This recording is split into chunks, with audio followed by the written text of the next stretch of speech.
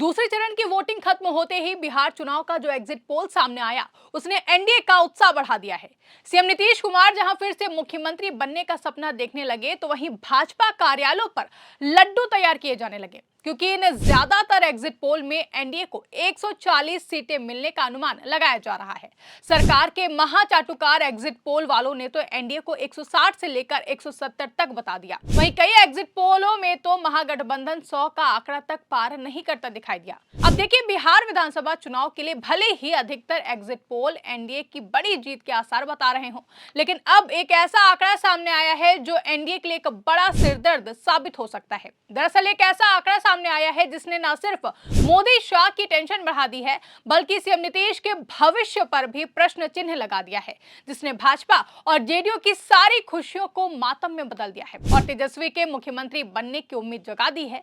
और तो और ये आंकड़ा किसी सर्वे का नहीं बल्कि बिहार चुनावों के अतीत से जुड़ा हुआ है। तो ऐसा कौन सा आंकड़ा है जिसने नतीजों से पहले ही एनडीए की हार तय कर दी है, बताएंगे आपको इस रिपोर्ट में। नमस्कार, आप देखना शुरू कर चुके हैं 4PM न्यूज नेटवर्क और मैं हूं आपके साथ आकांक्षा यादव। पिछले दिनों जब ये आंकड़े सामने आए थे कि इस बार 66.91% वोटिंग हुई है, तब इसको लेकर मुख्य चुनाव आयुक्त ज्ञानेश कुमार अपनी पीठ थपथपा रहे थे। गोदी मीडिया तो इसे एसआईआर की सफलता बता रहा था। कहा जा रहा था कि देखिए, महिलाओं ने भर भर कर इस बार नीतीश और मोदी के चेहरे पर वोट दिया है। आपको बता दें कि 1952 के बाद से अब तक का सबसे ज्यादा मतदान इस बार बिहार में हुआ है। लेकिन अब देखिए कैसे यही आंकड़ा एनडीए के लिए चिंता का सबब बन गया है। दरअसल 1952 के बाद से अब तक के बिहार के चुनावी इतिहास को अगर आप खंगालेंगे तो पाएंगे कि जब जब वोटिंग में इजाफा हुआ है तब तब बिहार में बड़ा सत्ता परिवर्तन हुआ है। मतलब जब भी वोटिंग परसेंटेज ऊपर जाता है, बिहार की गद्दी से पिछली सरकार बेदखल हो जाती है। ये बात हम खुद से नहीं कह रहे हैं, ये बात तो चुनावी आंकड़े कह रहे हैं। इन आंकड़ों के मुताबिक बिहार में जब भी मतदान प्रतिशत 5 से 10% तक बढ़ा है, तब तब सरकार बदली है। ऐसा बिहार के इतिहास में कम से कम 3 बार हो चुका है और कई बार तो 1 से 2% की बढ़ोतरी के बाद भी सरकार बदल गई है।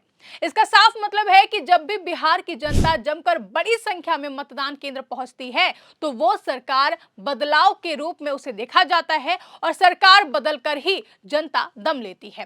अब आप जरा गौर करिए कि इस बार बिहार के मतदान प्रतिशत में कितना बड़ा उछाल देखा गया। तो 2020 में अगर हम देखें तो 57.29% वोटिंग ही हुई थी, लेकिन इस बार यही आंकड़ा 66.91% के पार चला गया है। मतलब सीधा सीधा 2020 के मुकाबले ये मतदान 9% ज्यादा है और इतिहास बताता है कि बिहार में जब भी मतदान 5 से 10% तक बढ़ा है तब तब सरकार बदली है। अब देखिए, बिहार विधानसभा चुनाव के परिणाम शुक्रवार को घोषित होने वाले हैं, लेकिन मतदान में अभूतपूर्व बढ़ोतरी ने राजनीतिक हलकों में हलचल मचा दी है।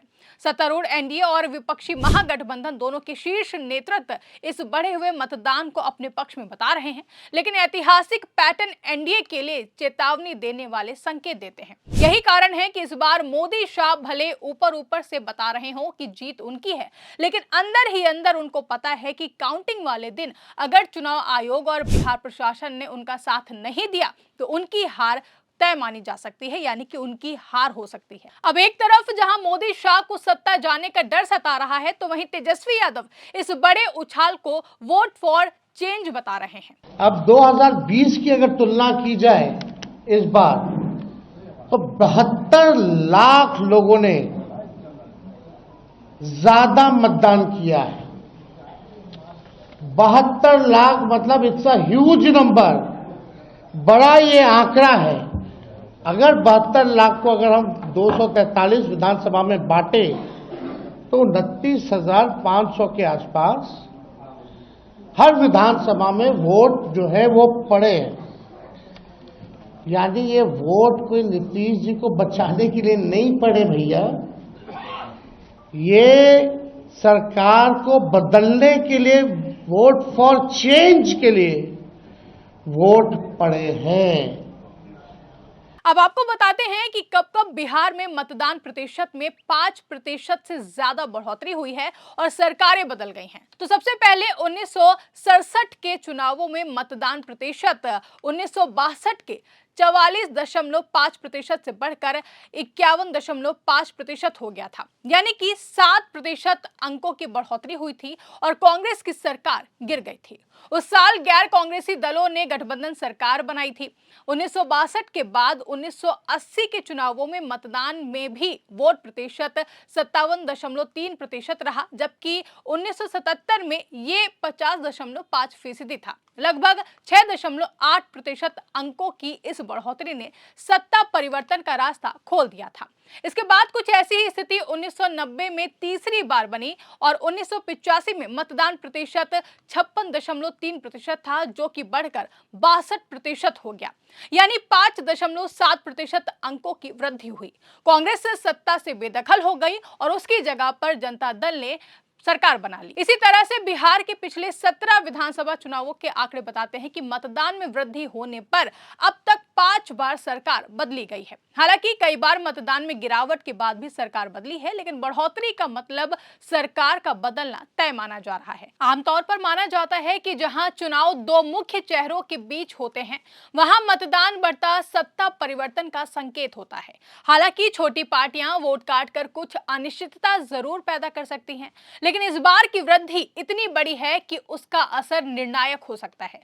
अक्टूबर 2005 के बाद से हर चुनाव में मतदान लगातार बढ़ता जा रहा है। 2010 में 52.73%, 2015 में 56.91% और 2020 में 57.29%। 2015 में तो जेडीयू ने भाजपा से अलग होकर आरजेडी और कांग्रेस के साथ महागठबंधन बनाया था, फिर भी नीतीश मुख्यमंत्री बने रहे। यानी मतदान वृद्धि के बावजूद सरकार नहीं बदली थी। लेकिन इस बार की 9.62% अंकों की बढ़ोतरी रिकॉर्ड तोड़ है और इसने सत्ता परिवर्तन की आशंका को और भी ज्यादा गहरा दिया है। बता दें कि एनडीए और महागठबंधन दोनों ही इस बढ़े हुए मतदान को अपने पक्ष में बता रहे हैं।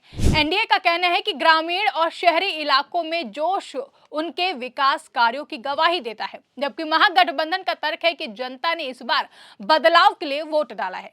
विश्लेषकों का कहना है कि छोटी पार्टियां चाहे वोट काट ले, लेकिन इतनी बड़ी बढ़ोतरी किसी एक दिशा में निर्णायक रूप से झुकाव दिखाती है। नीतीश कुमार के 20 साल के कार्यकाल में पहली बार इतनी बड़ी मतदान वृद्धि हुई है और ये खुद अपने आप में इस बात का संकेत है कि जनता बदलाव चाहती है। वहीं बिहार के राजनीतिक हलकों में यह चर्चा अब तेज हो गई है कि यह बढ़ा हुआ मतदान कहीं एनडीए की विदाई की घंटी तो नहीं बजा रहा है।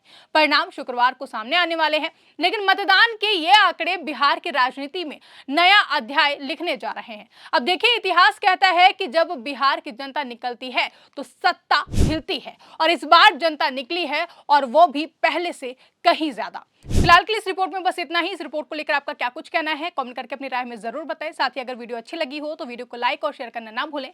चैनल पर नए हैं तो चैनल को सब्सक्राइब जरूर कर लें।